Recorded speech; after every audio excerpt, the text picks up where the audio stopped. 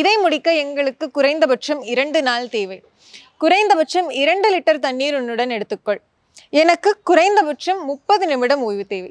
இந்த சென்டென்சஸ்ல எல்லாமே குறைந்தபட்சம் அப்படிங்கிற வேர்ட் யூஸ் பண்றாங்க. அதுக்கு நம்ம இங்கிலீஷ்ல அட்லீஸ்ட் அப்படின்னு சொல்லுவோம். ஸோ இந்த சென்டென்ஸ் எப்படி சொல்லலாம் அப்படிங்கறத பார்க்கலாம். இதை முடிக்க எங்களுக்கு குறைந்தபட்சம் 2 நாள் தேவை. அப்போ எங்களுக்கு தேவை அப்படின்னா we need குறைந்தபட்சம் 2 நாள், அட்லீஸ்ட் 2 days. எதுக்கு? இதை முடிக்கிறதுக்கு, டு கம்ப்ளீட் திஸ். நெக்ஸ்ட், குறைந்தபட்சம் 2 லிட்டர் தண்ணீர் உன்னுடன் எடுத்துக்கொள். அப்போ உன்னுடன் எடுத்துக்கொள் அப்படின்னா எடுத்துக்கொள்க்கு நம்ம கேரி அப்படின்னு சொல்லலாம். என்னது? 2 லிட்டர் தண்ணியாவது எடுத்துக்கோ சொல்றாங்க.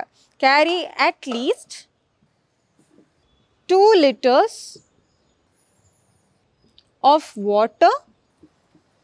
உன்னோட எடுத்துக்கொள்ங்கிறதுனால with you. நெக்ஸ்ட், எனக்கு குறைந்தபட்சம் 30 நிமிடம் ஓய்வு தேவை. அப்போ I need, எனக்கு தேவைன்னா I need at least 30 நிமிடம் ஓய்வு. So 30 minutes